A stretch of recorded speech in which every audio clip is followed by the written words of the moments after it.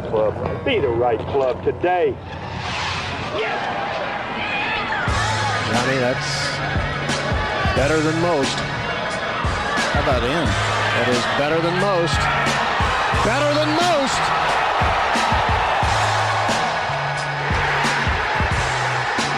Expect anything different?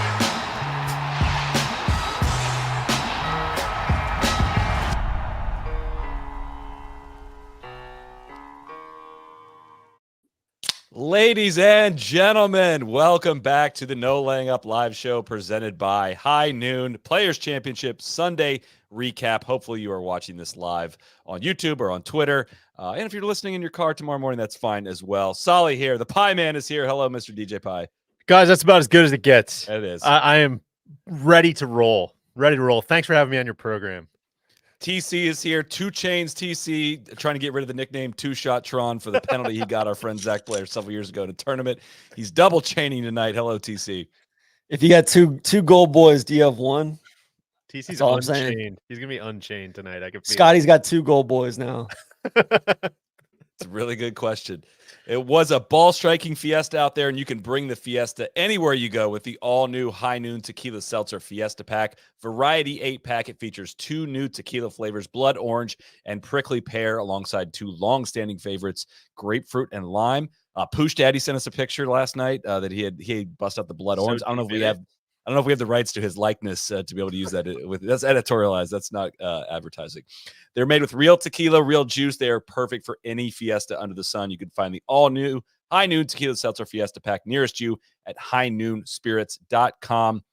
Also, of course, the No Laying Up podcast is brought to you by our friends at Titleist, the #1 ball at the Players, the overwhelming #1 choice of the world's best. Century, Sony, Amex, Farmers, Pebble, Phoenix, Mexico, Cognizant, Bay Hill, Puerto Rico. Now we can add the Players. 11 of the first 12 events played this season on the PGA Tour have been won with a Titleist golf ball. In total, 101 players this week at TPC Sawgrass teed up a Pro V1 or Pro V1X model more than 5 times the nearest competitor, including 4 of the top 5 finishers. Whether it's V or X, the best players in the world are dialed in with their golf ball choice. We've seen it firsthand. The fitting process, choosing the right ball, makes a massive difference in playing your best golf. Whatever you're looking for in terms of flight, spin, and feel, Titleist has an option for you. Head to Titleist.com, start the golf ball fitting process, and find out which Pro V1 or Pro V1X model is best for your game. And if you haven't watched the shot-making video that I filmed, they posted on their channels, the Titleist YouTube channel. I filmed with Sahith on this past Monday, talking about a lot of things. It was fantastic, and it was good to see him have a really solid week. So I would have liked to see how Sahith could have got out of that shot on Never Died he hit today. He promised me words right out of my mouth. I was going to say the exact same thing. He promised me he couldn't hit it left anymore. We learned he lost the ball left on 9 today, which we did not know was possible. Tough. But that's tough. You guys ready to get hyperbolic about Scott Scheffler? You know what, man? I had a lot of thoughts going through my head today that I was trying to really, govern. I was trying to rein him back in, and TC even poured gas on the fire. He's like, "No, baby, that's what we're all feeling." That looked like a guy out there today, guys. That looked like a guy that we haven't seen in a long time. It did not look like John Rahm. It did not look like Colin Morikawa. It did not look like Rory McIlroy. It did not look like Jordan Spieth. It looked like another guy. And like, that's what it used to feel like. Do it. What it you don't want to get clipped. It's what it used to feel like watching the cat. It really did, man. It is just ball striking, just shot after shot after shot. TC, I thought you put it expertly in our Slack. I had even copy and pasted it. You said, quote, "Scottie is rising to the challenge on a shot basis every single time." Would you like to expound on that? Is the cat jamming up DJ's Wi-Fi right now? Because I think. Okay, I guess that's a Pie Man thing. He's getting. I think Brian Robbins might be jamming up his Wi-Fi. That's tough. I was really cooking there for a second. Okay. Do you want to try that again? No. You guys take it? Absolute a total breakdown. I'm afraid to do it. I'm a little afraid to do it. And I want to put the huge qualifier on this. Like, of course, Tiger Woods was a fantastic putter, like a way above average putter. It is not the reason he was great. That's something people fall back on to say the reason why Tiger was the best was because he was a great putter. No, he's the best ball striker in the world by far, but also he was a crazy good putter. So we're going to eliminate putting from this. Scottie's back to around even with putting.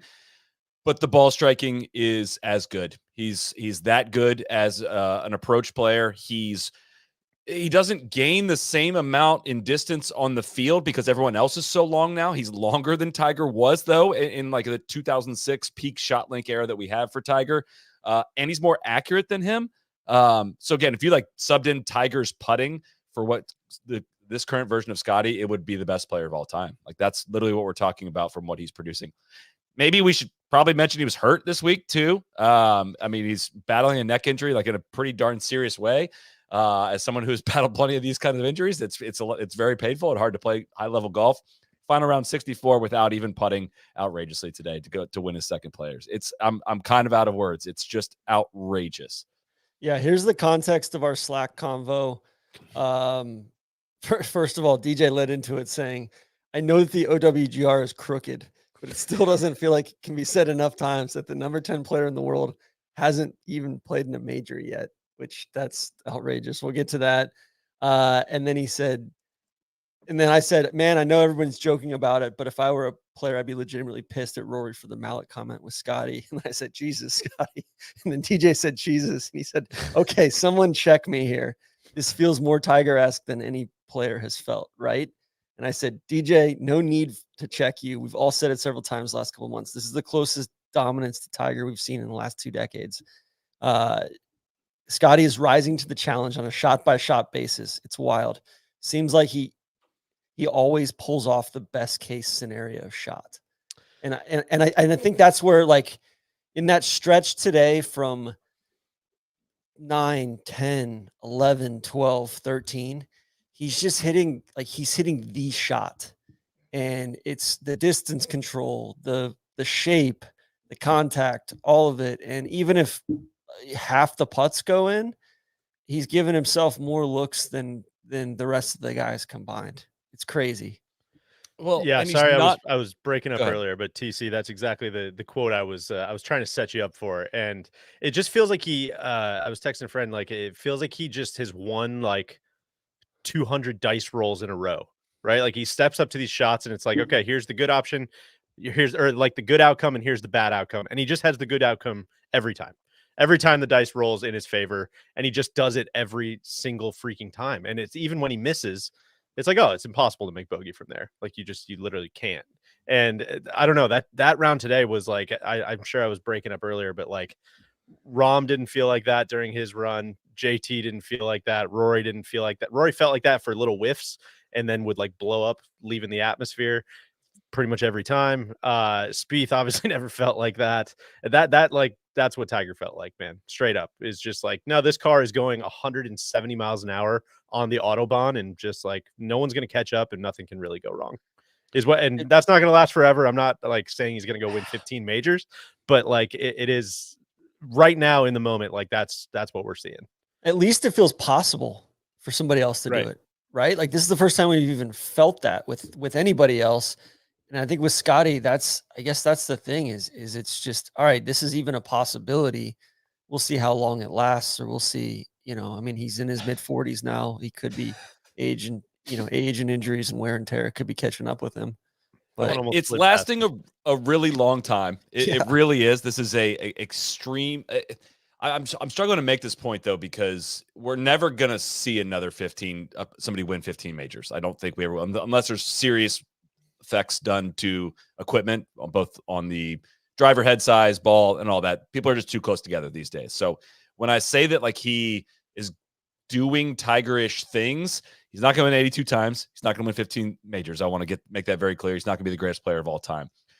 Can he be the best since Tiger? Can he be Phil? And I don't know what the equivalent is of Phil in this generation. I don't think he's going to win 45 times like Phil did. Like that's a ton. I don't think anyone's going to in this generation, but you can be as good as Phil or better than Phil and not win that many times. And 6 majors seems quite possible if you're going to play golf like this and give yourself this many chances. I mean, he's only won 1, but he's had second place runner up by a shot. He's had many other opportunities being involved in majors. And I mean, we're actually in real time witnessing greatness. Like I've always kind of wondered what it'd be like to have done this podcast when Tiger Woods was doing stuff. And look, again, it's never going to be the same. It's never going to be Tiger. I just want to make that clear, but we're in the middle of greatness right now. Last 26 starts, 4 wins, 17 top 5s, and 21 top 10s while putting bad. Like, it's outrageous, man. And I'm very thrilled that we get to cover golf in this time period. That said, I'm hoping that he does it. Like, how many majors has Scottie won? One. And that's the thing. It's like, all right, you're hinting at what's possible here. It kind of, I go back to that Gary Koch. As a massive Koch head, I go back to that Gary Koch comment of expect anything different. And like at this point with Scottie down the stretch today, it kind of flipped, and I'm like, man, like you know what? That's what I'm expecting from Scottie. I didn't expect anything different. I expected him to rise to the challenge and do that stuff, and the other guys wilted like small children, like little boys. I do think Dan Hicks would like credit for his expect anything different. Oh, okay. I was going to throw a flag on that, but I was thinking, let's let the boys play. let them cook. The spirit of it still holds up. I'm a Koch head. Okay. But I think that's where the Tiger comps came from for me, is like, I'm trying to think maybe Rahm, last like winter, spring, like getting into Riv and even into Augusta and some of that stuff. It was like, you could feel some of that, like the leaderboard gravity, right? Where it's like, okay, the big guy is like on the leaderboard now and he's going to run down and take this thing. But it's been so long since I was thinking about it today. Like Tiger used to do that all the freaking time. And it's just so rare that actually happens, that the guy who is circled in big, bold red letters as like, this is the guy, he's the best player in the world, he's the best, he's the guy to beat. Like how often that guy actually goes out and just strangles a golf tournament like Scottie did today. Like that doesn't really happen ever, man. It's maybe Brooks at some of the majors. You can convince me he's the dude at some of those, but even those is like, he was battling so many injuries and wasn't playing well during like the PGA Tour season that he never, I mean, how many times did we do major preview pods where we just like forgot to mention him until, an hour and a half in. And so it's like, Scottie's doing both things. He is coming in as like the clear-cut number one, and then now he's starting to go out and like strangle these things too, which is the most fun combo. There was a few weeks ago when we were talking about Scottie, and it was like, man, like TC, what's going to make you get interested in Scottie again? And I said, like, when it starts feeling historic, when it starts feeling like there's something tethered to something larger than the current PGA Tour season, or when it starts to feel like, all right, like this guy's going to start stacking up majors. And listen, we've got 4 weeks till the Masters. And like, this is what the players should feel like in March, right? It should feel like, hey, here's a preview of what's to come for the golf season. We've tied a bow on the West Coast swing, and we are headed to Augusta in 3 or 4 short weeks.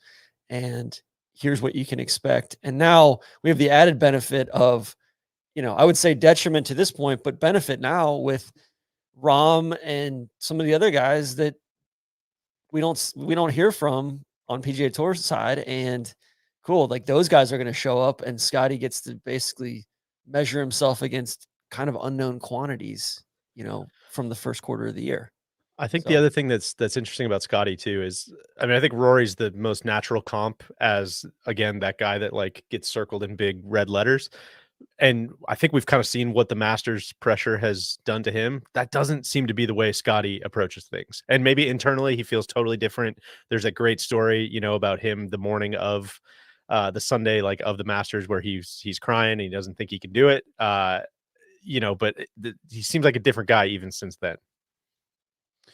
It is, we're warning people that we're going to get a little hyperbolic. Like I'm trying to think back on this compared to like 2011, 2012. I mean, obviously 2014 is too far out into the future, right? In terms of, that's a bigger window for Rory in that time period than what we've seen so far from Scottie. But like, is that like the best comp? Like, Rory just has somewhat flamed out in the biggest events since 2014.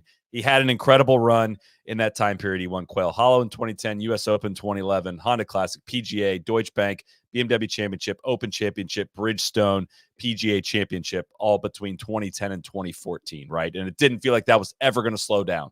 It really didn't. So that's the only like brake pumping I would do here, to be like, we've seen a long window and sustained run from somebody in the last 15 years.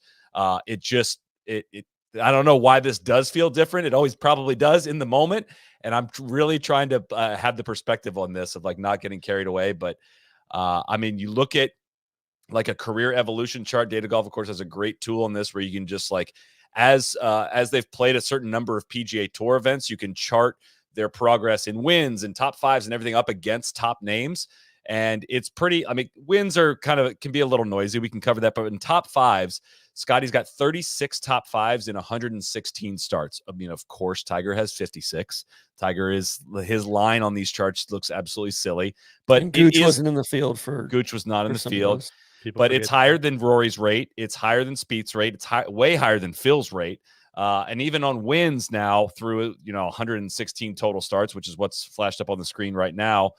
He's closing in on Rory. Rory won more in those first initial starts, and he's closing up on Phil. And that's where I'm just wondering, like, what is his chart going to look like in all this? Because we can all probably agree, got fewer wins than maybe he probably should to this point for how good he's played over the last several years. And it just seems like now is the time he's going to start hoovering them up and getting caught up.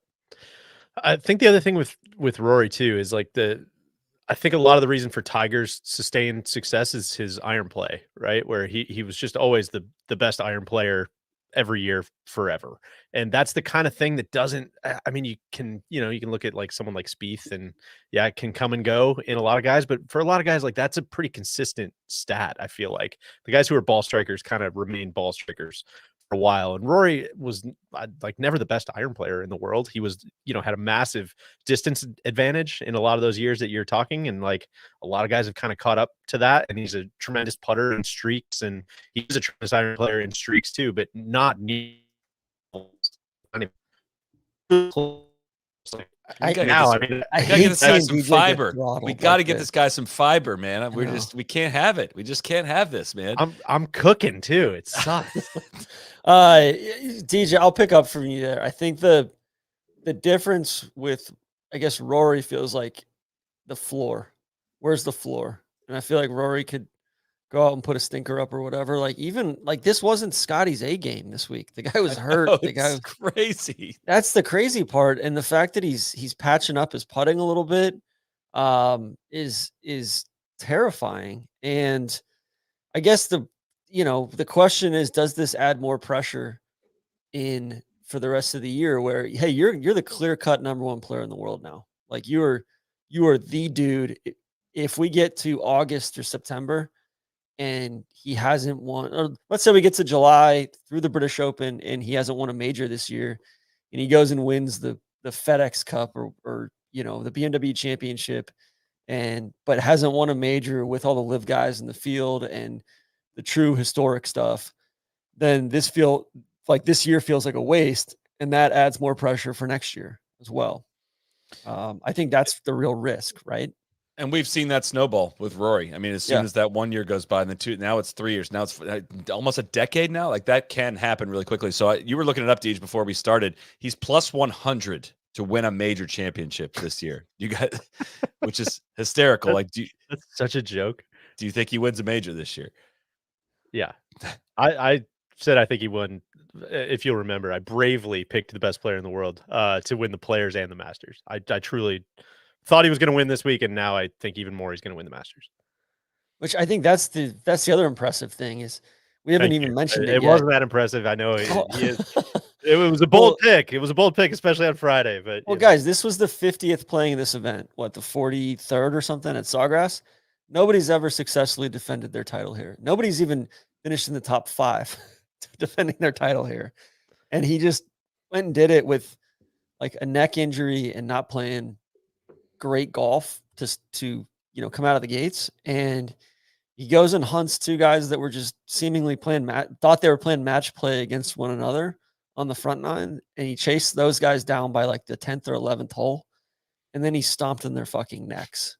Like it was truly, and he missed a few putts down he missed the putt on 13. It was clinical. The best stat of the day, Solly, you tweeted this. He gained 0.6 shots on the field putting, and he shot 64. And for anybody who doesn't like closely follow strokes gained, like I don't don't even need know how to. to put that into perspective in another way. I mean, that is like when you take it crazy, crazy low, it's almost always because you've made a bunch of putts, because you've done something like you know, you had all these bombs that went in or whatever. He just like that he hit it that fucking good, man. It's crazy. He gained, what was it, like 6 some shots, I think, on the field just with his ball striking. Yeah. Correct. But that's the thing. He's also like the best chipper. Like Yeah. that's the outrageous thing. When he does miss the green, he chips it up to a foot anyways. I mean, he basically, he shot 20 under this week. He gained like a shot putting. So essentially he shot 19 under with his ball striking and 1 under with his putting. Like, if that's a very rudimentary, not mathematical way of looking at it, but it does make sense. Question, a very important question we got from Free Garrett. Does Tron regret not taking Scottie #1 in the draft? We did a draft, projecting out the next 6 years. Does TC officially regret it right now? I do. I officially regret it. Damn it. You gotta hold the line on that. That could have been an epic bit. Especially because you know, no, he's not a good locker room guy. I don't want him around the rest of my team. You could have made that into an all-timer. I hate seeing you walk that one back. No, we had a meme ready for you too. But Vic, I think Vic lost 6 or 7 shots to the field on chipping this week. Which, hey, if Vic gets that figured out, we're cooking with gas, right? Like I said, could have some back problems with Scottie. Could have some soft tissue stuff as he gets older here. You know, I hope Dr. James Andrews or one of those characters is on the payroll. No, that's I don't know. I do feel like I augmented it though with some guys like I Dunlap. I had this meme ready, TC, because I thought you were going to double down. I really thought you were going to double down. Yeah. No, it's just, and like, I know we sound hyperbolic and all that. All we can go off of is like what we've seen. And listen, I know this was the weakest players field in recent memory. I know the live guys aren't there. I thought the setup kind of sucked this week for the most part.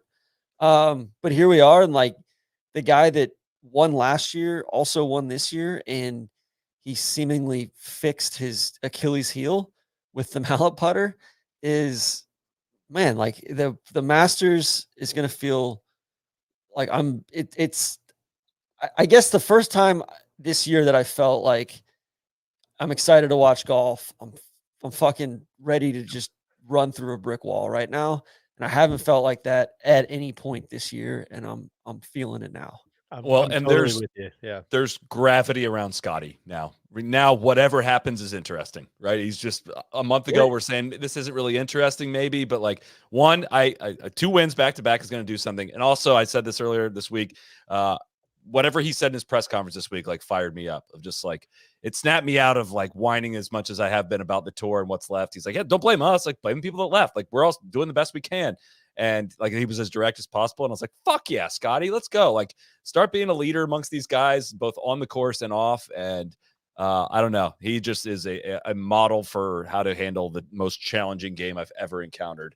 And I'm really excited to see what happens next. We need to tap Randy in here, because I'm not a big enough tennis guy, but I was reading Porter's newsletter. Porter's newsletter has been great, by the way. I would encourage everybody to sign up for that. But he made the comp of like, not, we're not there yet, but he saw a lot of parallels between Scottie and Federer, which I thought was like a kind of a fun one to think about, of a guy that like on the surface probably seems unbelievably boring, but the more you watch him win, the more you're just like, okay, no, that's the dude. Like, I think I kind of want to be that guy. You're drawn in by awesome. Greatness. Yeah. Right? And I thought that was a fun comp to think about throughout the week. But all right, to play the devil's advocate here, I guess before I do that, like, it was a great final leaderboard too. You got Harman, Xander, great tournament, Windham, Fitzpatrick, Siwoo Kim, Hideki, Ludwig, Sahith, Mav. We'll round out the top 10 here. That was the top 10 right there. Like, it's a pretty wide cast of characters as far as different skill sets, different personalities, different just stuff that makes guys tick. So I think the criticism is probably, hey, there was no wind, you're very soft greens, relatively benign setup, but like, again, a course that doesn't necessarily favor any particular style of player. as shown by that leaderboard, and he did it 2 years in a row and beat, the best among who he could have beaten. Now let's see him go do it at Augusta, Pinehurst, Troon, and Valhalla will feel like the players a little bit if he goes and does it at Valhalla. 25 minutes in, I feel like we should probably mention a putt on the 72nd green that went 98% of the way into the hole before horseshoeing out for Windham Clark, who birdied 16, birdied 17, had a 17-footer to get into a playoff. So I'm always on like a little delay with my YouTube TV for whatever reason, and like I have to like go like blinders so I don't see my Slack because you guys are always reacting before it comes in. And my phone starts going absolutely ape shit while the ball's rolling towards the hole, which like I was like, oh my God, he left it short. That must be why I've been screaming. Also on YouTube TV, I had the opposite reaction. I was like, oh God, he made it. We're going to a playoff. Everybody's fired up about it. And so I like already mentally was like, cool. Well, obviously it goes, oh my God. Oh my God, it didn't go in. It was a really jarring experience. My daughter's literally sitting on my lap, and like I jolted so hard that it scared her. Like that's how much it shook me that putt did not go in. I mean, honestly, at the end, it wasn't even about the fact that I had bet on Windham. It was just like, I do not want this tournament to end. I do not want it to end. This has been one of I'm again caught up in the recency of it. Like I'm struggling off the top of my head to think of a better non-major tournament I've watched on a Sunday in the, I'm sure I could think of one, but like it's really fresh right now that was one of the best Sundays I can remember watching. Yeah. I think the blow pig, I think that was karma. That putt not dropping was karma for him. The pimp step twirl combo on the iron shot into the green was to like 18 feet. It's like, all right, man. And then TC, what are we doing here? What are we doing with 4-iron pitching wedge into Totally. our beloved 18th hole? What are we doing? This is disgusting. That almost ruined a great week for me. Listen, we've got the combo between the March agronomy and kind of seemingly May conditions this week of high 70s, low 80s, a little bit benign just with everything. And then like, listen, I want to see Windham have to step up on 18 and hit at least a wood. Right. And the fact that he hits 3 or 4 iron off the tee there. TC, you know where you'd have to hit a wood from, right? That new tee there that's what I'm saying. Left. That's what we gotta put in here. For years. This is up there. This is point B on our proposal, alongside with the notching in 17. I don't know.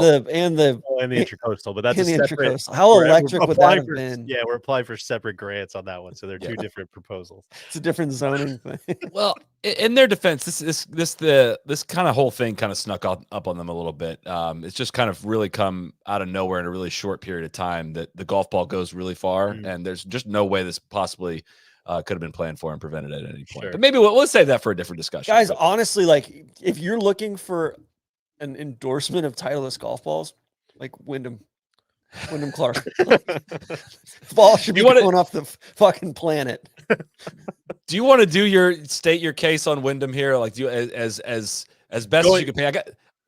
Just in case people haven't listened to the other shows, going forward, Windham is the blow pig. The blow pig is Windham. Just so it's like you take the emojis, wind and ham, like the pig, blow pig. That's where it comes from. This is all credit to KVV's buddies. Exactly. This one, Xander is a Xanax pill, a deer put together. Xandeer. Pill deer.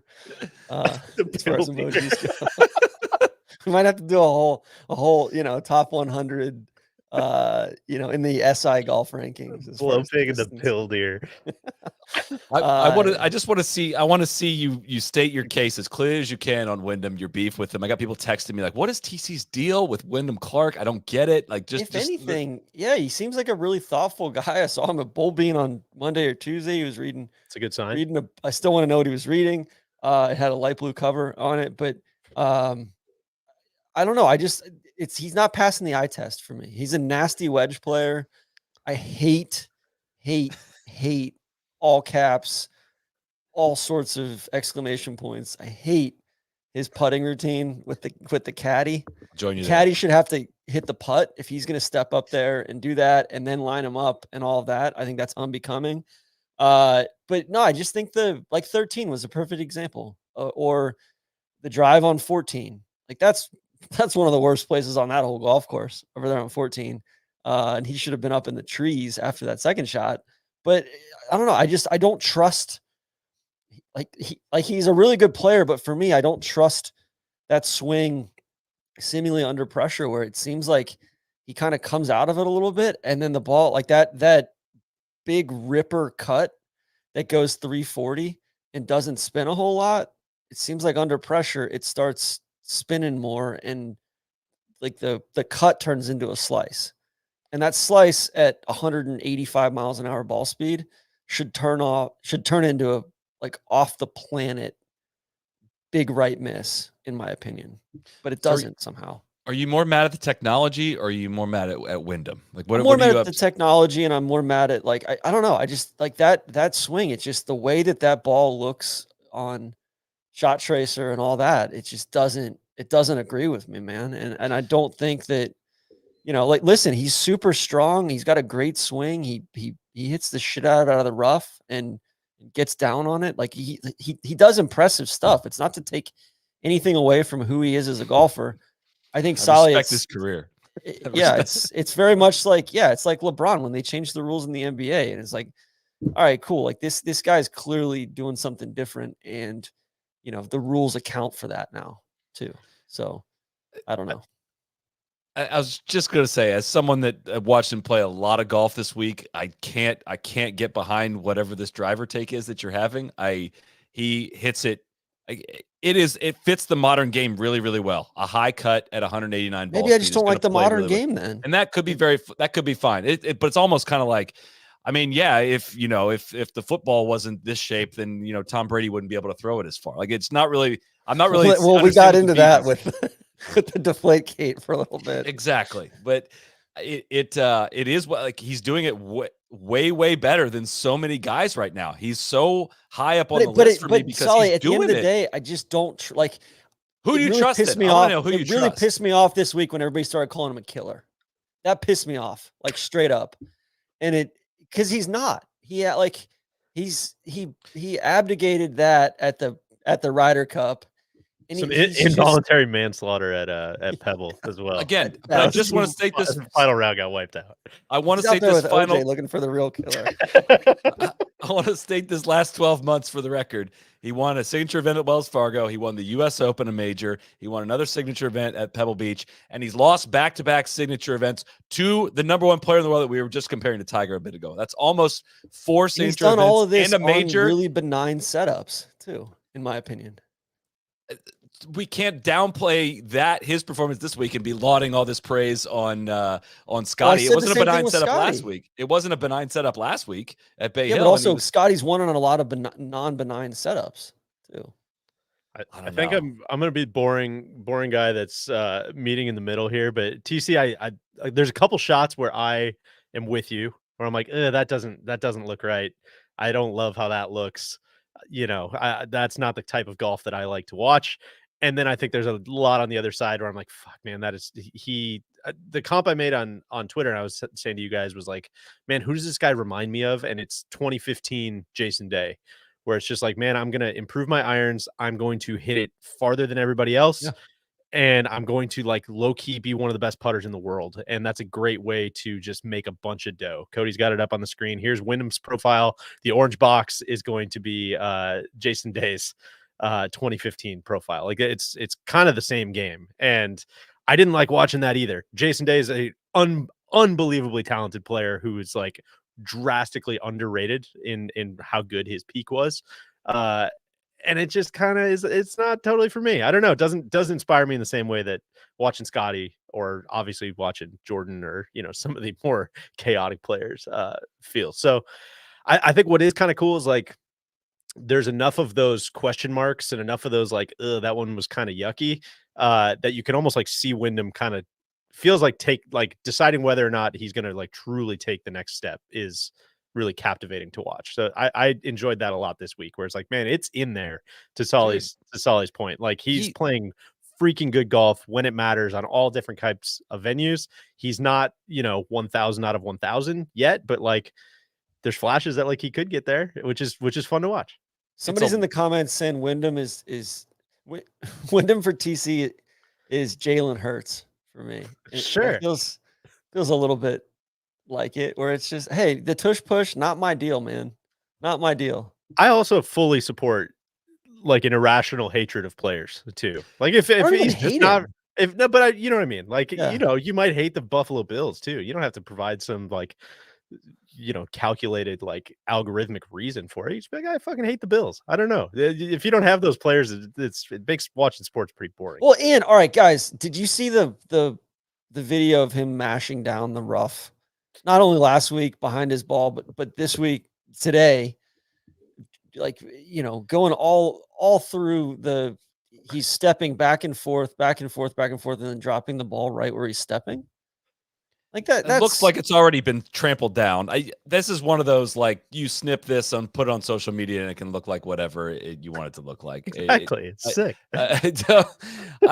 There's plenty not to like. The putting routine is really bad. He's a slow player. The you know, sit is really, like, it's annoying to watch. He doesn't even just walking up 17. It just feels like a little bit turned up for the cameras, of like him smiling into the camera and being like, and I'm just like, I'm good, man. Like, but that's fine. But I'm not down with downplaying what he's done over the last year in any way. Like, he is a fucking phenomenal player. Last night I said on the show, or 2 nights ago, I said he's the second best player in the world right now. Like, do I maybe want it back? I reached back for the Henry Rowan-Gardner fastball and didn't know what was back there. Maybe, but like, he's not outside the top 4 for me. I know that. And I don't see him play up against Rahm enough to be able to make that call right now.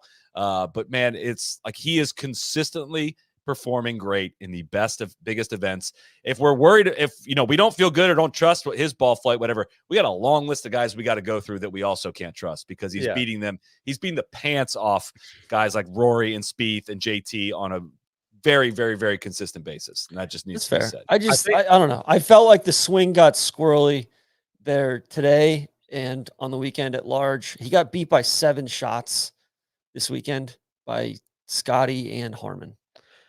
I think what's also tough though about like, again, going back to some of my middling stuff, like there's shots like 13 where I'm like, dog, you gotta go at the pin there, man. We gotta make a birdie. We gotta force the issue. We gotta hit that one close.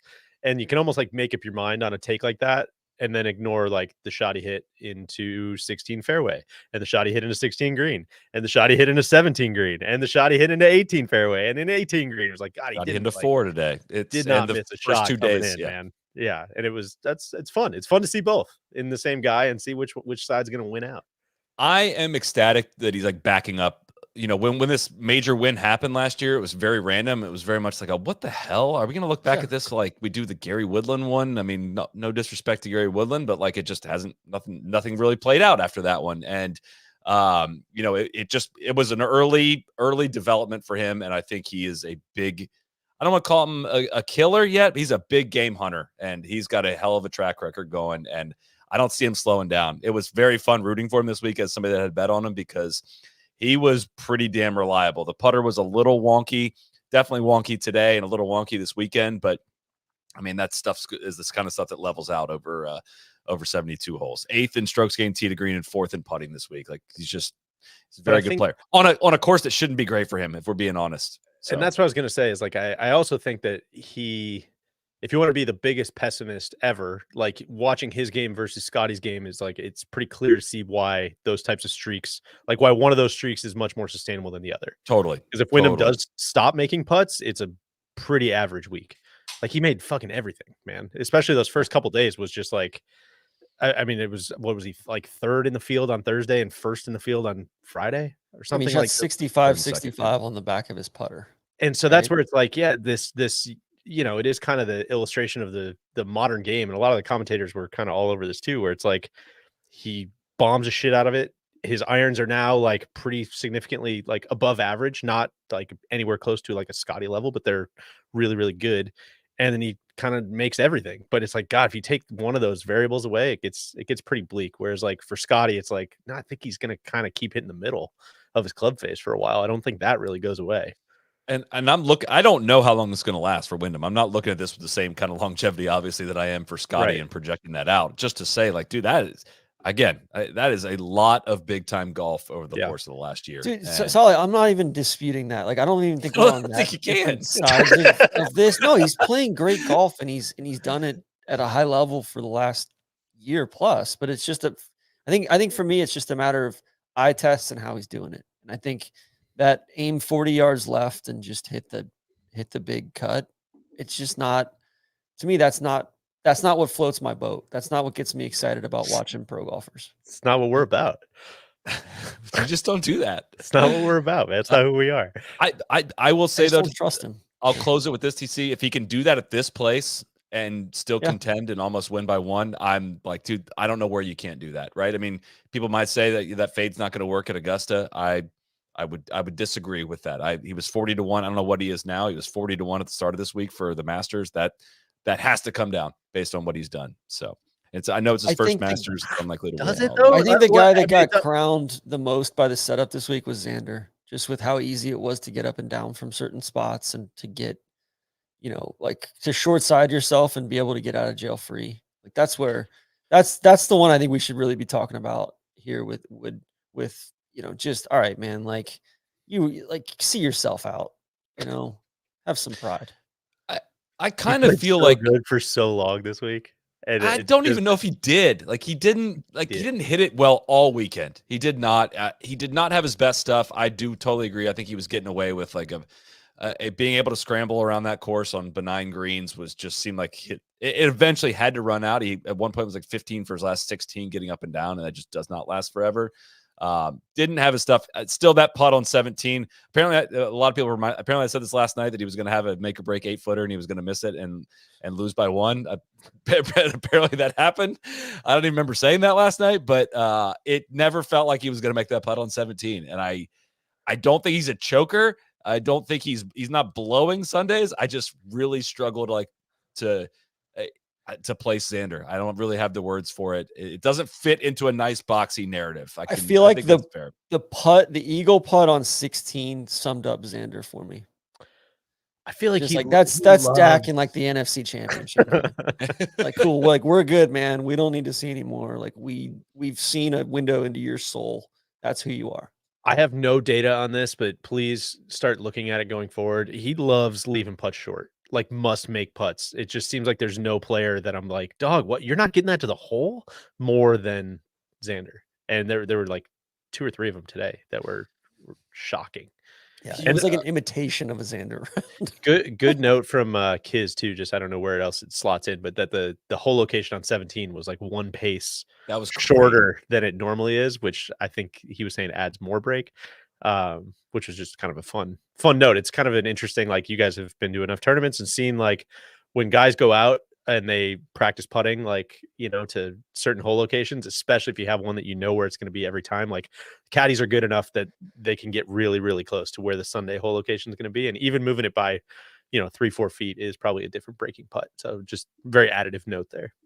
Also, I'll say too, like some respect for Xander.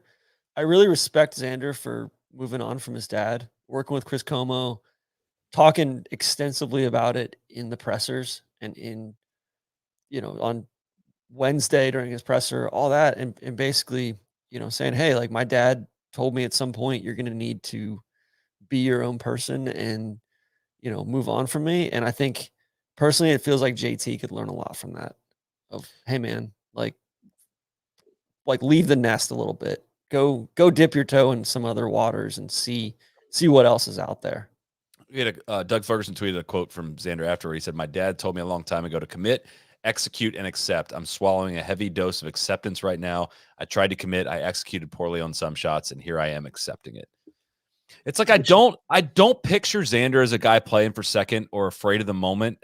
Like if anything, like from what we know about him, it just seems like he should be a killer in these spots and knock them down and do it. And he's made enough money now to not play afraid of these moments. And it just doesn't, that putt that needs to go. I'm struggling to think of him like nailing a huge putt that he needed to make. It just always It reminds me a little bit of like weird comp, but like Sergio, I guess, where I mean, obviously not as interesting necessarily like off the golf course, although I think Sanders got some takes if anybody wants to hear them. But it's, Sergio won a lot of golf tournaments. It just was like the biggest ones that really mattered when you really wanted to see him make a putt. It kind of looked a lot like that. And I just wonder how many times, I think Xander like seemingly has a great attitude, and I think he has a big dose of the big tone. Like, this wasn't this week, but we did a lot of good stuff. Okay, what happened next time? Well, it wasn't my week, but we did a lot of good stuff. I don't know how many times you could do that over and over and over and over before it has to like it's kind of Like wearing. Xander's gonna win one, and he's gonna win it by like 4 or 5. And I think he said that. I think he said that too, where it's like, God, I'm always close. I never am like slam the door on anybody. Yeah, and at some point it's all gonna match up, and he's gonna win one by 4 or 5. I think with Xander too. I mean, like DJ, we were texting about this down the stretch with I think it was on 18 where Xander's got that long putt, and it's like, man, like you're down 1, you really, really, really want to make this, but also if you 3-putt, it's probably going to cost you like $1 million. Yeah, that was a tough spot to be. That was the one where I was like, God, I bet he's gonna get this one to the hole, but actually, this is the one like, don't blow this one past. Just a couple things that are coming out on the socials as we sit here. Will Gray tweeted out that Ted Scott said, quote, "I told my wife Friday night I don't see him playing this weekend." That's how shook up Scottie was. And then Justin Ray just tweeted this stat that said, Scottie Scheffler won and Windham Clark finished runner-up in back-to-back weeks on the PGA Tour. I've gone back 50 years and cannot find another example of a player winning in back-to-back weeks with the same player finishing runner-up in both tournaments. That's outrageous. I would have that's kind of a, like, not to bring this back to LIV or not to bring everything back to LIV, but at some point, isn't that kind of a take of, that could be John, like Scottie, John Rahm could have been in these fields or whatever. And all it takes is one player. Like we could be talking about, like, let's say Scottie went to LIV. We could be talking about Windham Clark winning back-to-back weeks and, being the dude right now. And we're not, because Scottie didn't go to LIV. What if? I think what sucks about that too is like, I mean, like we're all poorer because of it, right? Totally. Yeah. But I think it's also like, I don't know how to say it the right way, but like I think we all follow it closely enough to know that like what Scottie's doing is so dramatically different than any other player winning in back-to-back weeks that like he would have beaten, like truly bring anybody on planet Earth, man. He's still winning both of those events. Whereas like, but even like considering the phenomenon like you just laid out, like there's still going to be enough people that are going to like take away from the accomplishment and be like, well, it still doesn't really count as much because not everybody's there. And I get where those people are coming from too. Yeah. Which I guess to that point too, like that makes it that much more impressive what Wyndham's done. Well, right? it is so stupid to think about like having to ask the question of what if Joaquin Niemann was in the field this week? Like imagine like just having that unanswered question and only settling this 4 times a year. Like this guy should be there, should be playing in this. Like you can never, ever replicate that event. Like to put the D Rider hat on for a second, like that is just a phenomenal golf tournament, and LIV will never have that. Like it's just not. That's not what it is. It's just a shame that again, yeah. My feelings on this are well documented on that. Solly, I don't have a D Rider hat, but I got D Rider chains. Your 2 D Rider chains. It's just like that. There's so much to not like about the PGA Tour. Let's be very clear on that. There's too many events, again, all documented, but like the highs are still really freaking good, and we're being deprived of a lot more chances for highs because of this. And this was an example of, a rare example of how it can still reach the really tippy top peaks without these top guys. But we would just get this way more often. If we had more of these guys that we had so much context built up around the years that we're able to watch. So a good question here from Ian Fritz show. We got to talk some Harman here in a second, but I want to ask this question. The best players in the world are who and in what order? This can be any scale. So this can be like a true power rankings of, hey, if we're teaming up next week at a blah, blah, blah course, this is the order I would give me specific. Give me specifics. What tournament are we going to? Going next week to, let's just say it was Riviera. Let's just say it was the Genesis next week. Not a major. Let's just say the Masters. All right. It's more fun. All right. Let's say the Masters. The Masters is such a unique course fit thing. Whatever. Yeah. Best players in the world, in my opinion, going into a major, we'll call it an average major. Let's say we have an average major next week. Is Scheffler number 1, John Rahm number 2, Wyndham Clark number 3, Brooks Koepka number 4,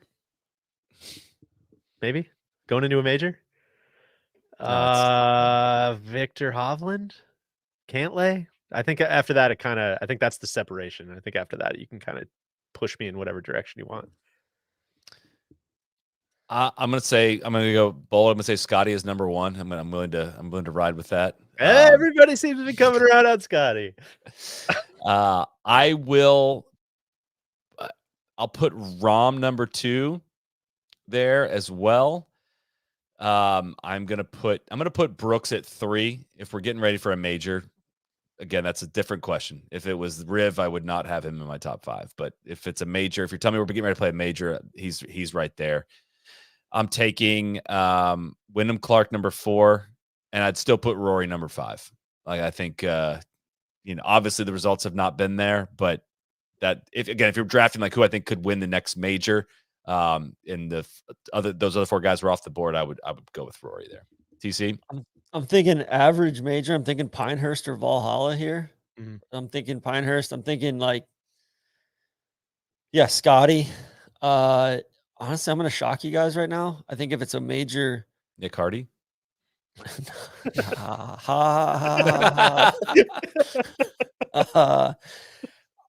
I think Harman needs to be in the conversation right now.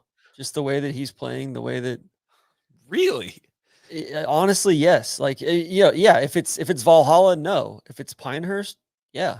Like, give me Brian Harman hanging around doing stuff. I think Hideki is. I think Hideki did not play great golf this week by his own standards, and is like, he's really, really dangerous for Augusta right now. I think Ludwig's up there as well. Like, Ludwig didn't putt well this week at all, and shot 367s and a 73 and finished solo 8th. I think looking ahead, like, I don't know. I think Zalatoris. I think Rahm's obviously top 2 or top 3. Yeah. We also didn't say whether this was pound for pound. Or well, Jake Poston's pound for pound. That's what I mean. Oh, yeah. Yeah. No, but I don't know. I think there's kind of not a changing of the guard right now, but there's definitely an A class and a B class right now. And that's where, it's really, really tough to know where Brooks is or where Joaquin is or where some of those guys are when they're just seemingly not getting, like, I'm not learning a whole lot from Live Hong Kong. Right? I don't think it's doing a whole lot for Macau event. I just want to flash this up just to verify this from Marcus. It says TC has Hideki, Harman, Ludwig, and Zalatoris over Wyndham. Just want to verify that to be true. Will you lock that in for Pinehurst? Yeah, I will. Hell yeah. That's a good one. That's gonna keep. And so you can add Scythe to that list too. That's good. You can hit anywhere at Pinehurst and Fleetwood. Harman was definitely out there doing stuff today, man. Notice I didn't say Rory yet either. That's one of the only guys you did not name. Fantastic week again from Brian Harman. That guy is fun to watch when he's hunting, when he's chasing. No pun intended with the hunting. Unless you're a Brit. I did not mean that. But again, another like validating thing for winning a major championship last year. Like, one shot out of a playoff here at the Players, trying to chase down the dude in God mode of Scottie Scheffler. Like, God, it just, imagine trying to hunt Scottie Scheffler down when you're 5'7", and hitting the ball 40 yards behind him. It's just seriously impressive, the career he's had, and I really enjoy watching him play. The birdies on 7, 8, and 9 were so impressive, and then 11. I'm bummed he didn't birdie 16. It was cold blooded on 15, and I'm like, even before he hit that birdie, I was like, man, you know what? Like, Harman's coming, man. I know, like, I really want him to be the dude, and I really want him to be this like cold-blooded assassin type of guy. We got to do better than that on 16. Wedge in your hand, you hit it to 50 feet, need to make a birdie. The one thing I will say there though is he has to draw it in there. Yeah. versus the rest of the guys get to fade one off that slope. That's fair. But then again, that's You try to hit a draw and you pull it a little. He gets too to hit long. a fade on 18 when the rest of the guys have to hit. It's 7, or yeah, an 18. Yeah. So just look. Did he hit wedge in? He had 156 in, a little downwind. That seems like a big wedge for him, though. If just looking at the numbers, I don't know how far he hits it, but that would scream tweener to me. That'd be with the back pin. I think he with thought water. on 18. I think he thought he flagged that too. Yeah. I mean, he walked after that thing like he thought it was, and it just held That's up a little bit. That's a really cool where he was, and I think it's pretty close to where Xander was too, right? That's a really cool little section of that pine straw where I don't know if they trimmed those trees back or anything or not, but like it seemed like guys had a lot of shots from there. Like if you just trickle into that pine straw, the first maybe 6-7 feet, like you have a pretty good shot at the green. It's just so hard and so hard to control your spin. And that's what I'm talking about with like good recovery options and stuff. That's a really fun shot to watch. I mean, it was 8-iron. I'm being told in there. Am I an idiot? It was into the wind. Why did I? Oh right, 18. 17 was down. 18 was down. So apologies. People are dogging me because they're saying, "Hey, TC's dissing Windham, saying he choked," which I didn't say that I think he choked like mid back 9, but then he came back on it, and he's not dissing Harman for choking on 16. And it's like Harman's also like 5'7" and hits the ball. Like, there's context here, people. I mean, Harman's a Wyndham's fucking not that dog. tall. How Wyndham's tall is Wyndham Clark? 6 foot, 6'1", but you know, he's a power plant there. I think there's something there though with I mean Harman had some great quotes this week of saying basically like this is my favorite tournament on the PGA Tour. This is my favorite course to play out here. It doesn't favor anybody. Everybody's got a fair shot. Like, you know, he's just I've come to really, really, really appreciate Harman for being just voice of reason, dude that just tells it like it is. And like, there's no bullshit other than him pulling up to Big J in the parking lot and saying, "Hey, I love these signature events, baby." We haven't confirmed that story was true, by the way, either. Yeah. I want to propose this to Harman. I want to get like a 12-pack of beer, put in a cooler. We start recording on a podcast and we can't stop until all the beers are gone. Like he'd be a top candidate for a pod that would sound something like that. So. I think that's a great idea. I was saying, I think maybe an ice fishing type of scenario. You know, you're not leaving the ice fishing house until we've really got this pot in the can. I think something like that would be great. I mean, if you're hunting, you can't talk too much. I don't think I'm not made out for that kind of stuff, Deej. Well, that'd be entertaining too. Harman would have done well with that Iditarod that the guy got penalized in. I think I missed a couple weeks ago. It didn't come across my desk. Moose correctly. Rounding out the rest of the top 10, Matt Fitzpatrick had kind of a quiet weekend. Shot 68-69, but he finished 5th. Siwoo Kim and Hideki shared 6th. Siwoo just continues to be the dude at the Players. Siwoo and Doug Gim are the dudes that take the biggest leaps somehow every year in this tournament. Ludwig with an 8th, and then Sahith and Mav McNeely round out the top 10. Matt Fitzpatrick, number 2 in the field in driving distance this week. 310 yards. Just Rory was close to setting the birdie record this week, and he finished at -9 and a tie for 19th. Kind of a bizarre little week for him. Shot after shooting 65 with 10 birdies in the opening round, and kind of just was not really heard from after that on a golf course that was quite gettable. So, yeah, I don't know if I don't have a ton of Rory stuff. Otherwise, I don't know when we want to go into Serve Pro mea culpas. I was just getting ready to transition to that. Well, do you want to do that right now? Yeah, I figured so because Okay. I was. Would you have any pre-roll to read? Yes, of course. Yeah. In golf, when bad shots happen, there's the mulligan ball. When fire, water, or other damage happens, there's Serve Pro. Thankfully, Fire, water? Pros, fire, water. Thankfully, the pros at Serve Pro know how to make any mess, both on and off the course, like it never even happened. We want to thank Serve Pro for our new segment, which is the Mulligan.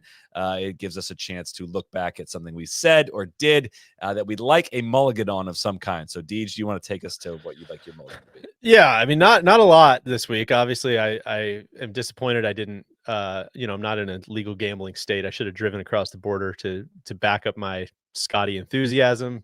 But I did not do that, which I regret.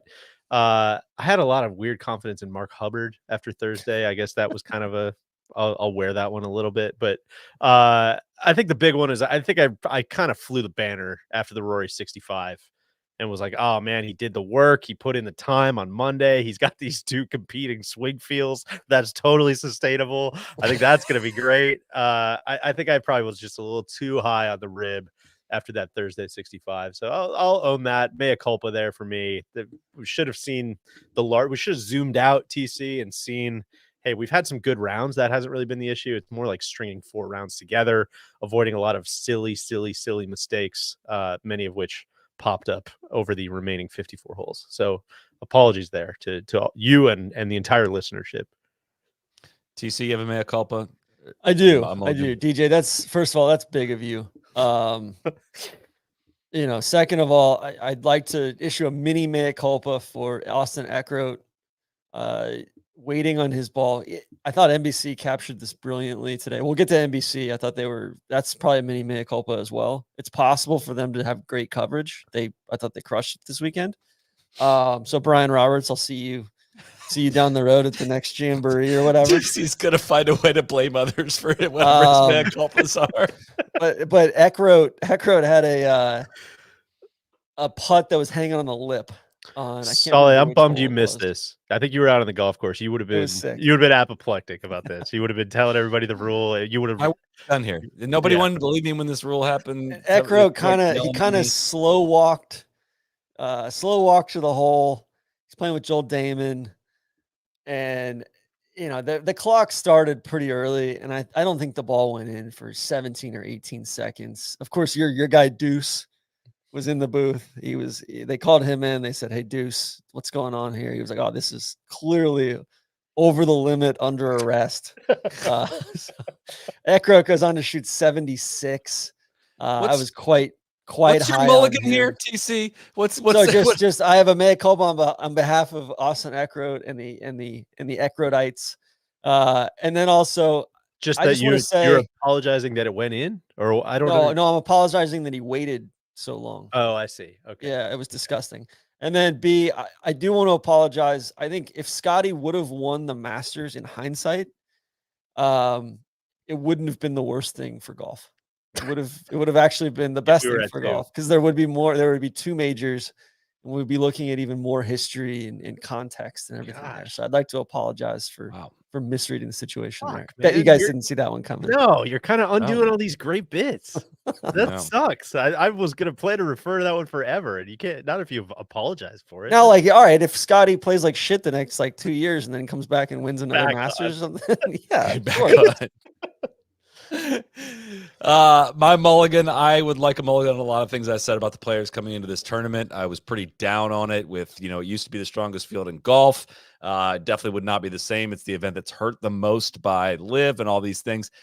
I'll still agree that it is the one that has hurt the most. But it is like its own separate category. It's kind of something that kind of survives in spite of all the guys that they've lost in a big way. I mean, again, it's helped majorly by Live From being there, by all the great coverage, the ESPN Plus coverage, the NBC coverage is way better, the limited commercial interruption, getting to go in person, all the people that come out to the event and the energy there. It's totally different. It's very different than any other PGA Tour event on the calendar. And my mulligan was just that I was a little harsh on it coming in. I did not expect it to be.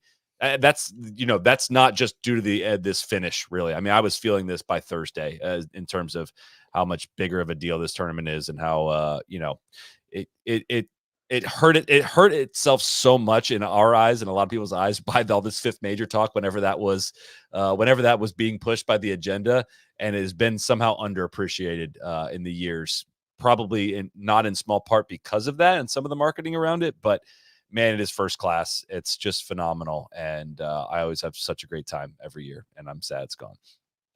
Amen, Solly. I feel like they've reached a good spot between trying to juice this thing, but also making it feel like Jacksonville. The last few years, I've been a little bit afraid that they're going to squeeze some of the fun out of it or try to be too serious.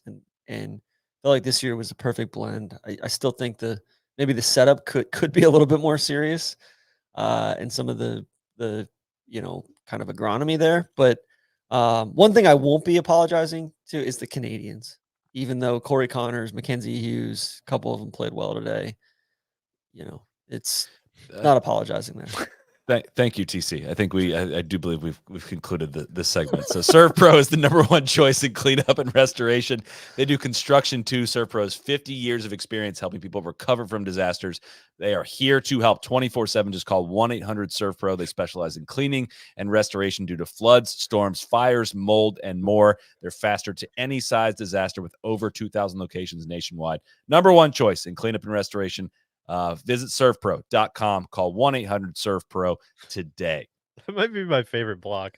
Let's do our apology segment. Well, let me tell you about who I won't be apologizing to. It's the reverse Serve Pro. God, that's so good. It's the firewater segment. Sally, what do you think about Sahith saying that he's not going to fix his driving? Is that what he said? I missed this quote. Yeah, he basically was like, yeah, like we just figured out like my swing is what it is, and like we're not fixing it. It's fully baked. God, on Monday he was saying he'd figured really out so much stuff about it. That's amazing. That's unfortunate, but he continues to. He's printing some money, man. The guy's playing some golf. I wouldn't be surprised to see a win or two from Sahith this year. God, give me Sahith at Pinehurst all day, man. Led the field in putting this week. What'd you guys think of Monahan getting the Boo Birds as he did the introduction? Gary Bettman getting the Boo Birds as he went to go to the trophy ceremony to wrap it up. Solly, that I'll be quite honest, really, really candid here. Brought tears to my eyes. It truly. I mean, that's. I tweeted this. This is like the Pope getting booed at the Vatican. I mean, we're in Ponte Vedra Beach. We're down the street from the moat. They got their tentacles into every bit of this society down here, and people still booed him. That's tough. That speaks volumes. We're all trying to find the guy who did this. Why is there a guy with 2 players' chains booing him back there? Who is this guy? Yeah, that's why I think he got booed at the Tour Championship last year too. It's hardly the first time. I think he's been on a bit of a he might be getting used to it at this point. Titleist too. It's players isn't taking itself. Standing there at the lectern with his hands in his pockets. Do better, man. He's just trying to be one of the boys, TC. I mean, you had old man Tim out there and Deem doing the same thing. You don't have anything to say for them? Steamin' Dean Demon. Come on, keep it going. I don't know. Yeah. You said something about the, kind of wrapped up in your apology. I think I need to organize my thoughts here a little bit better, but I think there's something to be taken away there, regarding like the fact that I think the players and the PGA Tour as a whole, like when people get into this, like there's no stars. Like, I don't know that there's ever been that many outside of Tiger. And it's like the biggest strength is like the infrastructure of the PGA Tour, and the players is probably the best example of that. You know what I mean? Like the telecast and the fact that it's 16, 17, 18, it's the golf course, it's all of those things is like, that's why LIV is not going to have that. It's not really like, it doesn't fucking matter like who has what players. Like that's kind of the whole thing about LIV Hong Kong having, whatever, 4 of the best players in the world. It's like, yeah, well, it still doesn't matter because I don't watch LIV Hong Kong. That's not part of the last 50 years of like the fabric of golf. I guess maybe in 50 years, like, yeah, maybe it can get there. But like, that's where it keeps coming back to like this stalemate for me. And I guess if there's like optimism for the PGA Tour, it's like, that's what's going to probably carry the day. And that's where like guys are going to probably consolidate on one side of the fence rather than the other, is because of exactly that. I feel like if they fucked it up this bad and it's still right. a banger That's of a kind player, of what yeah. It's kind of like a cockroach, right? Yeah, exactly. Yeah. Although I think the one thing about Xander not winning that I would have loved to have seen Xander collect the trophy from Jay after what Xander said about Jay on Wednesday or Tuesday afternoon, I should say. That would have been some good content.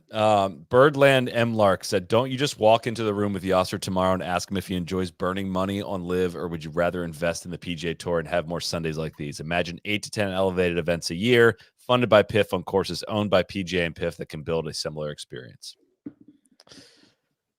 Maybe that's not quite as easy as it sounds. I don't think. Like you still got to get the details right, and there's still a reason why the Quail Hollow elevated event is still not going to feel all that different than a regular PGA Tour event. But I'm confident we can get there. That's probably time for another pod. I was gonna say that one seems that's like again if common sense ruled the day in these Birdland Mark or Birdland M Lark I should say, then I would agree with you. But that doesn't seem to be how like decisions are being made in a lot of this, and so yeah, I don't think it's quite that simple. TC, you ever figure out what that bird was in your backyard today? Yeah, it was a hawk. I had unbelievable, literally hundreds of DMs in my Instagram. I posted. I said, any amateur or professional ornithologist want to help me out here. What a creature! And, yeah, truly.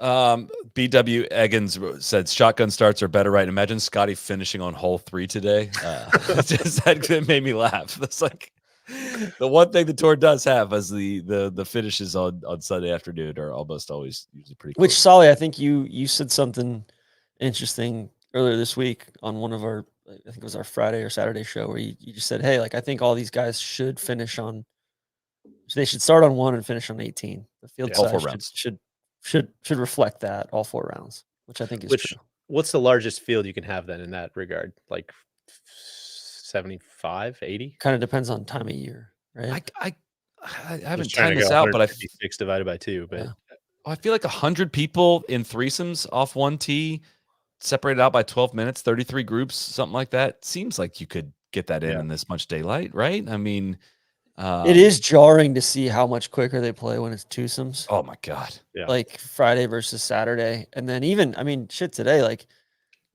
which group got warned a couple times? Sawhith out there. Yeah. Sawhith and hitting it all over the map.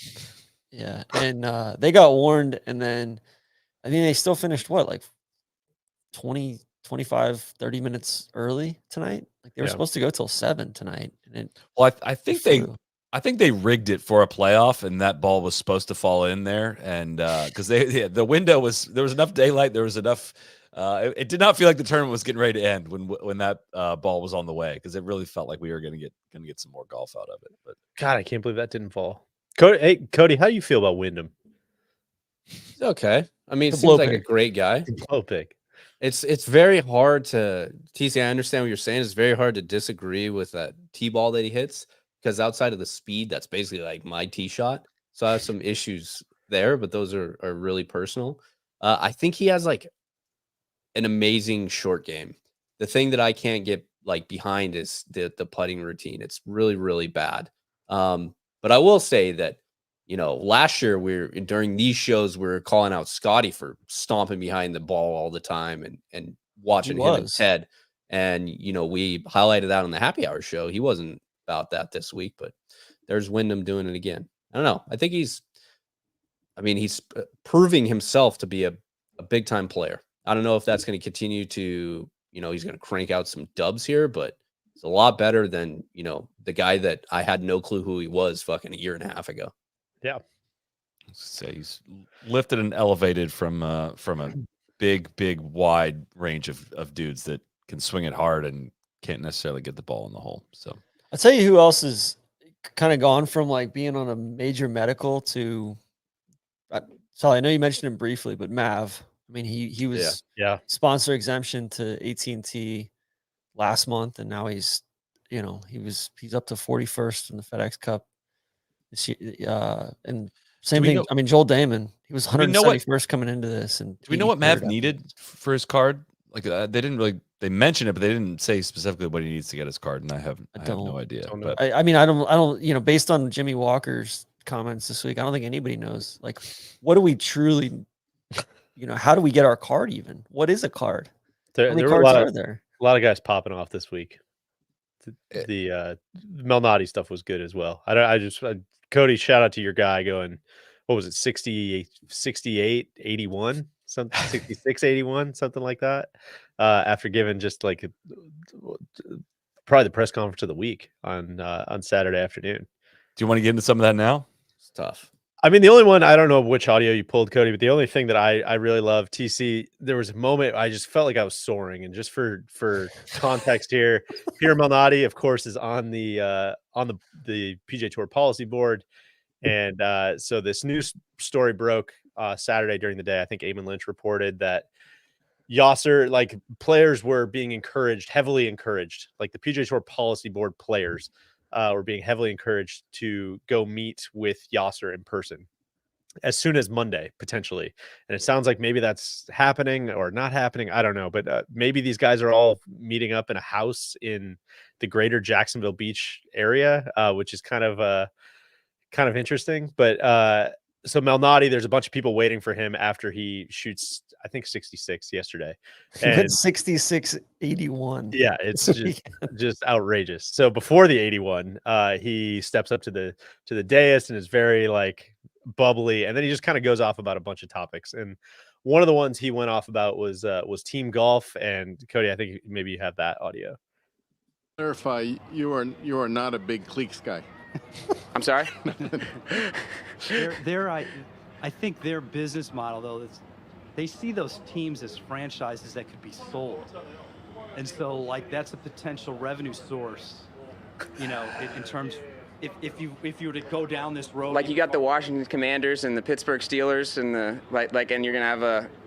I listen. I'm just the messenger. Yeah, no. I have no idea. And then, but that was their business plan. Interesting. Like the captains have. Is that you guys must love me because I sit up here and ask questions and don't shut up. I should probably just leave. But is that what we're doing with this TGL thing? Like the TGL, the teams of that are like owned by owners. The only reason I even know that is because I saw the Atlanta thing. There's a team in Atlanta and it's like owned by the same guy that owns the Falcons, who's now come onto the PGA Tour Enterprises board. And it sounds really exciting, but I had no idea that's what TGL is. So there you go. There's some team golf. We'll whack it inside a dome or whatever they're doing.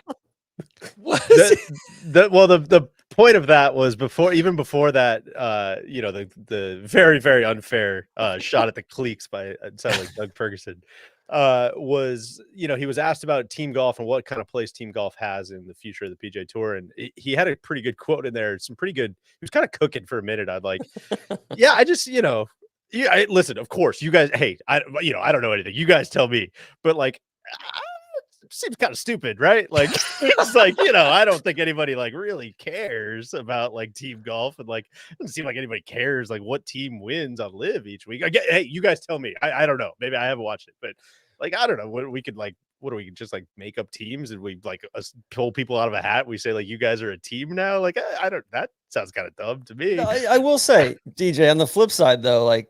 What's the PGA Tour done? Like, all right, does anybody really care about the Sanderson Farms champions? Oh, totally. No, exactly. It's anyways, it was very funny that like I would encourage, I don't even know if it's available. I watched it on the media site, but there's a good 15-16 minute presser that is Peter kind of cooking about the future of the tour and meeting with Yasser, and then just again the context that he went out and shot 81 the next day. It's Cody, I don't know if he was maybe looking at some Saudi YouTube videos or what he was. I think he got spooked overnight. He might have gotten a little He got radicalized. For sure. Yeah, I don't know. Just that was about it. He started thinking about how much his golf was worth and how much it was going to be worth if he was able to get a transfer over to maybe his beloved cliques. So I think Peter said the quiet part out loud there a little bit of like, hey, like I never shut up. I'm on the board here. Like, yeah, man, like you don't shut up and you're on the board and you don't understand what the equity program is or what this or that is. And it's like at some point, yeah, like maybe shouldn't we get somebody more serious on the board that isn't just a mouthpiece for the tour? It was, I don't know. It's interesting. I mean, I think it's like he's on the board for a very specific reason, right? Like he's there to represent a certain class of player, which is like a weird thing in itself. I would think like from his perspective, that's got to be a weird way to see yourself. Just as like, oh no, I'm here for kind of like the lesser known players. It's like, well, you're still in the same field as Scottie. Like you're still trying to beat him. Like that's a weird thing in itself. I don't know. The whole thing, like again, just pointing out like the 66-81 thing is like maybe there's totally no connection whatsoever. But it, if I was squinting, I'd be like, well, this really seems like it's like affecting these dudes that are on the board. That's a pretty tangible result. Yeah, I don't know. I struggle with, all right, Yasser's So we got the players, I guess, meeting with Yasser. Like, all right, like why didn't the players fucking meet with Yasser in October when the golf season's not in full swing? When you're not trying to get ready for the Masters? Like, why don't we figure that out then? Right. And like before they poach Rahm. Peter Why don't also we- had some interesting stuff in the presser too about like how basically a lot of he's like, before I almost said January 6th. Before June 6th, he's like, I think after June 6th, I think all the players were like, this is such bullshit. We don't have any power. We need to change how things are going. He's like, honestly, guys, like, I think the pendulum has swung too far the other way to where like now we're being asked all these questions that like we shouldn't be answering these questions. Like, I don't know. I don't know what to do. I'm a golfer. And so again, it's like the fact that those guys are maybe not going and like meeting with one of the most powerful men in the world in like some house in North Florida is like, what a fucking weird place we're in with golf right now. They're more than welcome to meet at Bull Bean. I suggest say your that garage as a counter. pretty neutral site. Yeah. Do you think that Yasser travels with a huge like motorcade, or does it reach that level? Like if we just camp out on A1A tomorrow, like will we see the motorcade come by? And I mean, I think he travels in like a couple of G650s. Want to know, motorcade in the sky. Yeah. Speaking of which, so I've been tracking the 2 planes that Yasser has been Cody, tied to the last 2 years. Cooking. Our guy And Radar Atlas, right? Thanks to Radar Atlas, we've kind of a 1-2 combo on this, trying to put everything together. But so they're both in North America. One flew into Houston tonight, and the other one landed right before guys at IAH. right before we started in the Bahamas, where just weird coincidence. Tiger's plane's been in the Bahamas for the last 3 days. I'm doing some fishing, I suppose, but Tiger's boat's down there. Privacy. Yep. He's been he was in a bone fishing trip in Albany last weekend. I guess he's still down there. Well, the plane just got back 2 days ago. Privacy's been down there for like 16 days now. Okay. So we got things merging, of course, but if anything pops tomorrow morning, we'll see. Do I expect a meeting to happen? Yeah, I do, because there's been follow-up conversations and quotes from that. I think Cantley gave a interview today. Rory talked about it after his round. So it's all looking like, yeah, they're going to meet up. And I think what DJ mentioned is that, everybody can joke on Pete all we want, but he is, smart in where he says, we're just golfers here, and we need to trust the people that we put in these positions to run these organizations. And that trust right now is kind of, lacking a little bit. So on the steps that Jay and the rest of the executives laid out, this was always the long-term plan. Now, TC, I'll agree with you on your point of like, why isn't this happening in the fall? You realize how busy Yasser is. Like, getting on his schedule, he doesn't give a shit about a PGA Tour player or their calendar, or really Jay Monahan. He's one of the but if you're Jay Monahan, why would in the world? Why would you let Yasser then establish that much more leverage over the last 2 or 3 months when, like, it's probably in your best interest? They have the unlimited cash. It's it's in your best interest to get this thing done more quickly. I know they got the SSG thing. And then, on top of that, we heard in Jay's presser on Tuesday that the non-denial that various player directors asked for the resignation of Jay and some of the independent directors on the board. And so that's got to be jarring for the players to see, all right, do we really have any power? I think in the long run, it's yes, when that PGA Tour Enterprises board gets set up. However, in the short term, that board seemingly doesn't really have any power as of yet. So we'll see kind of, how that flows. But I think with regard to Jay, it's kind of one of those things of like, he's just, the guy gets up there and he's more punchable than ever. And he's more cliches and more business bullshit than ever. And he seems like he's Teflon because he's got Herlihy and Dunn and Flaherty, covering for him. And so I'm really glad that the players got Joe Ogilvy as that kind of 7th dude in the room for, both, kind of that PGA Tour Enterprises, that like player liaison role that they've got him in. Cause I think that's going to make a big difference moving forward. It's more bodies, right? It's more Yeah. more votes and more votes that aren't Webb and Peter that are, kowtowing to, some of the powers that be in the status quo. So I'm kind of wave white flag of just don't care what happens. Just best players need to play together. That I honestly, I'm quite bored with the details at this point. I don't care which faction wins, who doesn't. All I know is there's definitely one guy that I want to see win a lot, and I think he's like $600,000 richer as of today, and I think we can bring him in right now into the show if you don't mind, Cody, because he's in Jack's speech right here, hopefully celebrating a very successful Players Championship. Mr. Joel Dahmen. Oh, hey. Hello, Joel. How are you? morning, Dahmen. Hi, morning, friends. I think we should take out some more trees here at Sawgrass. I don't know exactly that whole shtick, but it's pretty funny. I couldn't believe, Sully, that was a nice introduction. The text came through, and I haven't played in one of these like real elevated events, and when I've played them, I have not made a cut actually. That number was astounding. My wife almost fell out of her chair, and I'm not kidding you. Well, it's funny. The first text I sent you after watching Full Swing was like, dude, dope kitchen. Absolutely love it. Love what you're doing here, which is to say that in my late 30s, my priorities maybe have changed a little bit in life. Yeah. But you look a little different, man. You got a little less ass on you, if I might say. You're down several pounds if I'm talking to Gino. You hit the golf ball really well this week. What's going on with Joel since we last saw you? I don't feel like a lot has changed.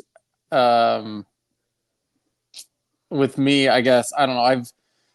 I've talked to, I guess everyone wants to know, yes, I've talked to he's not a sports psychologist. He is a sports life coach, management guy.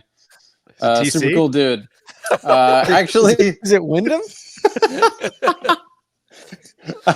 It is not Windham as much as it would be just so easy to just talk to a sports psychologist, win some majors, and it's super easy. But no, and really, things have been really good since August, and the golf game was pretty good in the fall, and I was doing a lot of good things that all golfers tell you that we're doing, and you guys know you've been lied to forever. But I knew that it was pretty good, and that's why I went to Puerto Rico last week, because I knew my game was close, and Thursday was so disappointing. But to wake up and come back and play a great 3 days of golf was really nice. And for Tron to send me a couple texts of stunting on hose. Phenomenal text from Tron. That was after Friday, I think, too. Right? Yeah, it was. And you don't hand out compliments that easy, so I knew I was doing something decent out there. Yeah, I watched you for a few holes today, man. It looked a little different, man. Just watching you shape shots here. You shot into 3 today was just really good, and yeah, you just look like things seem to be. I guess what's kind of the reaction like after something like the Full Swing comes out, and we have the reaction. This is kind of the reaction to the reaction to the reaction, I guess, because your Full Swing season 2 is really about Full Swing season 1 and the effect it's had on your life. But kind of how all that was portrayed and how that relates to how things stand for you now. What can you update us on?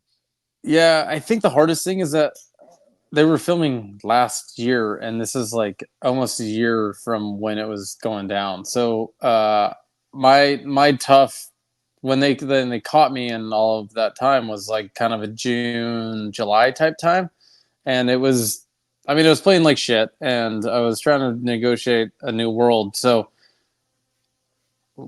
like come August, like I was kind of back to being Joel again and like doing the right things the right way, and had a great thing going off the course with my family, and everything was good, and played pretty well in the fall. I mean, I had to finish 13th at Sanderson and kind of had a sneaky chance in Vegas where I finished 7th. Like I was fine, but when it comes out again, like you're rehashing like old wounds a little bit. And everyone, it's kind of weird because everyone in the public is like, oh man, we believe in you. You can do this. And it's like, man, that was a long time ago. Like I am good.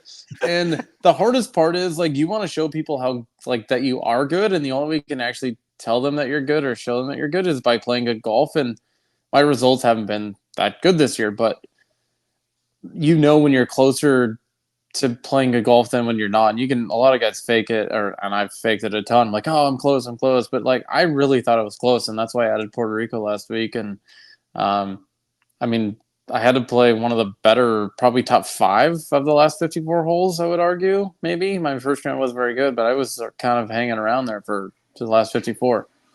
What are the indicators for you, Joel, when you're close? What are like the signals that you can really tell? DJ, why are you asking hard questions? We can talk about Jack's Beach or the weather, or how great was the 17th hole out there, Joel? Yeah, did you feel the support?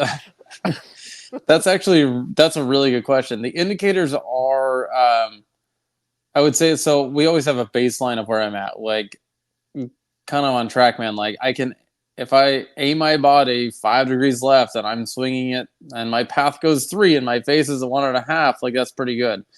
So if I can show up and just kind of like feel like my aim's normal and swing normal and the ball flight's kind of like a small cut, like that's what I like. And sometimes when you show up to the golf course, it doesn't feel the same way. Sometimes you feel like you have to swing right, or sometimes you have to swing more left, or sometimes you feel like you have to aim a certain way. And it was all kind of coming together of like I started to feel it. And when I don't really play shots as much as maybe some other players, but like when I started to like feel a draw and actually like draws 2 yards, like that's pretty good. So I can get out there and just start playing golf. And I looked at my coach. Luckily, Coach Rob caddied for me last week in Puerto Rico, and he's like, dude, just play golf. Like, you're fine. Everything we're doing here, like, I kept looking at him for answers. He's like, I don't have an answer for you anymore, man. Like, at some point, you have to sack up and play golf. And after Thursday here this week, he's like, I can't, your numbers are fine. Like, quit playing TrackMan. He's like anti-TrackMan guy. Yes, we do have TrackMan, and we use it, but he's like, get out of TrackMan and go play golf.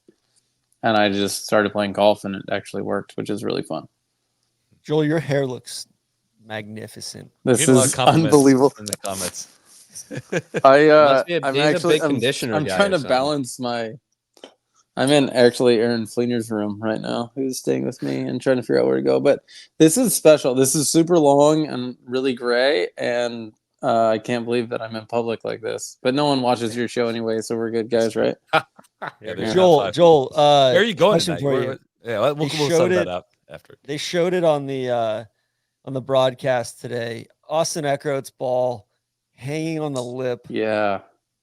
All right, so walk us through that, because it seemed like they had Deuce Bobick on. I think it was taped, but they had Deuce Bobick on almost immediately, and they're like, "No, this is outside of 10 seconds."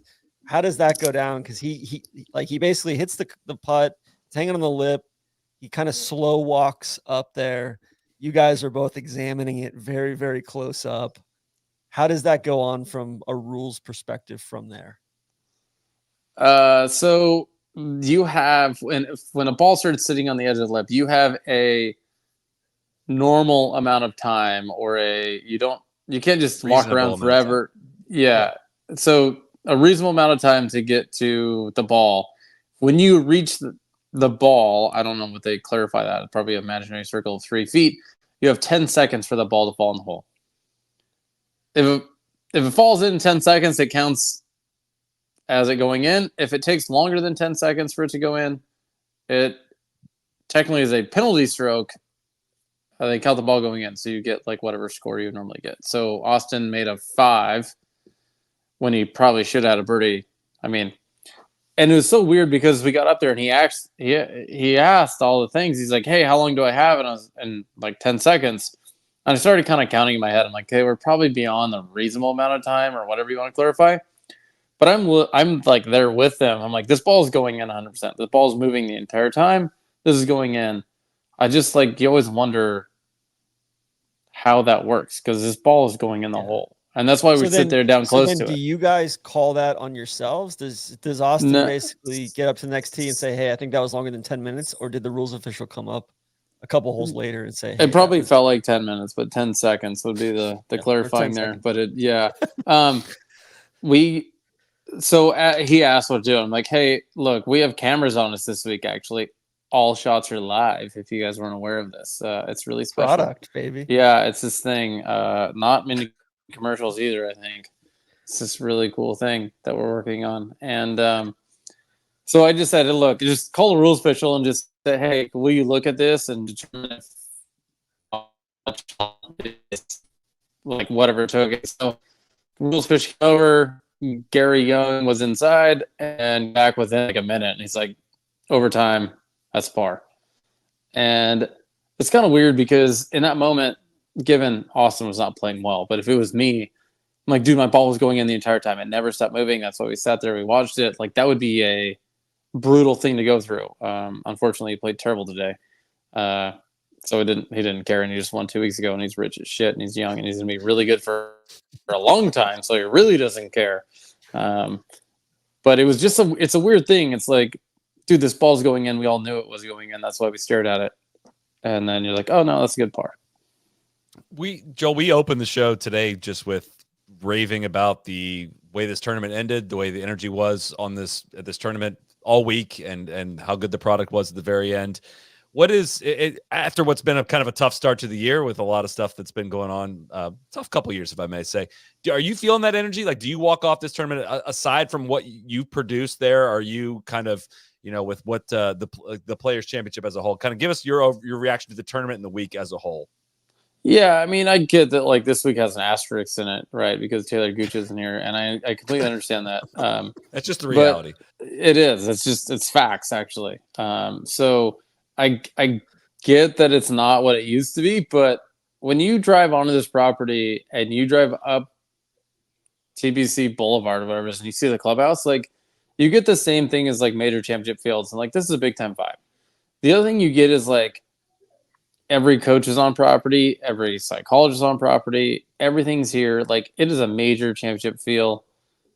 The vibe is just different around here. So that's on like a Tuesday, right? So that like players try a little extra. I mean, we're gonna go to Valspar next week, which is a great event, but it's just gonna be like a letdown because it's just not the players. Like it's just ramped up feel. Everything about it is really good. I think when we get taken care of the way we do in the clubhouse and the dining we have and all that stuff, like it's just a whole lot of levels. So it's just a different level this week, and it's really good. I don't know. It's yes. Joel, when I saw you on panicked Thursday afternoon, Fleener came in and said he's going to the bar, and I was trying to figure out if I'm going to the bar with him.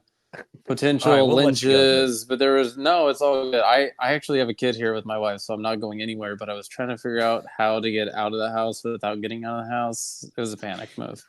We're good. Well, I was going to look to wrap up this show so I can come meet you wherever you end up because Joel, it's a bucket list thing for a lot of people. God, he's drinking a high noon too. I love it. Yes, he's on Fred. I am not drinking high noon, guys. No, he's not. Yes, you are. Come on. I would never do that. Come on, guys. Never. I only drink Bushmills. I love Bushmills. Which they sold out of your drink. Your drink was fire this week. It was awesome. They were out of pineapple and grapefruit yesterday because so many people were drinking it. So they just gave you Bushmills. Yeah, that's right. And then exactly for St. Patty's Day. Yeah. All right, we'll let you go, man. We appreciate you jumping on. Have a great Sunday night. Congratulations on the great week. We hope many more are in your future. I'm sure they Thank you, guys. Big fan of you guys, as hopefully you guys know, and you guys do a good job. So cheers, and look forward to a text off of this, and maybe we'll actually meet for a cocktail. Sounds great. See you, buddy. Cheers, guys. Hell guys, yeah. I saw Joel at on Thursday afternoon, and I was like, "How'd you play?" He's like, "TC, I made 16 pars and 2 bogeys. Not very good. Taking the family to the beach." And sure enough, he shoots 67, 67, 68 to make like 600K plus and goes to Valspar next week feeling hot. You know what we call that, TC? Perspective. And I think on that note, we're going to move to conclude the 2024 Players Championship. I want to thank everyone for tuning in all week. It was a ton of fun. We want to thank High Noon, of course, for supporting all of our live shows. Listen, there's still 5,000 people watching. I'm gonna bet all 5,000 of you are not all subscribers to our YouTube channel. If you want to smash that subscribe button, we also have a new No Laying Up podcast channel that you can subscribe to where our non-live podcasts are going to live in the future. Cody, big round of applause for our guy Cody, always running the 1s and 2s on our live shows all week long. It's a lot of work that goes into that. We greatly appreciate that. TC, aka 2 Chains, greatly appreciated as always, the Pie Man. and everyone else that has also supported us. Greatly appreciate it. So, Hey, sorry we'll about the Wi-Fi, guys. That's on me. I didn't change anything. I don't know what happened. What a disaster! But it looked like me and Joel were tethering off the same hotspot there for a while. I hate Yeah, seeing this troll in the comments all show too. What's up? Yeah, with that Keith. guy? I'm actually texting with Keith right now. I was like, "Would you like to join the show, like your friend Joel?" He said, "No, I'd rather chuck him from the cheat seats, like TC, and just troll." So, Well, reverse troll, Keith. If you're still listening, the segment with Smiley on Friday was awesome. Fantastic. So thank you Great for that. Enhanced the week. That was great. which, yeah, like mini Amsterdam here, like NBC, you guys showed it was possible, and it was so great to have Roger Maltby there, Gary Koch, like Tirico. Tirico's like Kisner Tirico was- makes everything Kisner feel was great again. bigger. I thought Tommy Roy did a great job. It felt like a big event 5 or 6 years ago with all the technology of today. And so, and then Live From was awesome all week. Johnson Wagner crushed it. Brandel and Paul McGinley going back and forth. They're great. Rich Lerner being Rich Lerner. I don't know. It felt like golf, 5 to 10 years ago of like, hey, I'm tuning in. It's must see TV after coverage concludes. So great stuff there. And that can I piggyback off that, TC, to say, like, I know a lot of our comments in the past have maybe caused some rifts in relationships with a lot of people that work on the TV side for NBC. It was never directed at you. It was all the people above you and the bosses that have hamstrung you guys from being able to do things right, and all of the cutting of the technology and the expenses and the cameras and the massive commercial loads. Like, that's not your guys' fault. Like, you guys do prove it when you're given the rope to run with, that you can create a really good product. And I'll put the call out again for Live From to be at Elevated Signature events. If you want to differentiate them, if you want to feel dimensionalize the signature events. I watched so much freaking Live From. I watch them in the morning. You can watch them at any time. You can watch the replays. It's just great stuff. Brandel and McGinley going back and forth on technology and course setup and things like that was fantastic stuff. So on that note, we are going to wrap one it. thing I almost feel like we need, for the first time ever with players, I almost feel like we need a follow-up episode this week, because we didn't even get to Big Text Jimmy Walker's comments about how he wants more playing opportunities for the members, but less tournaments, less playing opportunities for the members on all of that. We got to dig into that at some point here this week. So more to come. Here. I'm guessing we'll have more quotes, of course, to go off of as of next week. So thanks again for everyone for watching, tuning in. We'll see you back here soon. Take care. Cheers.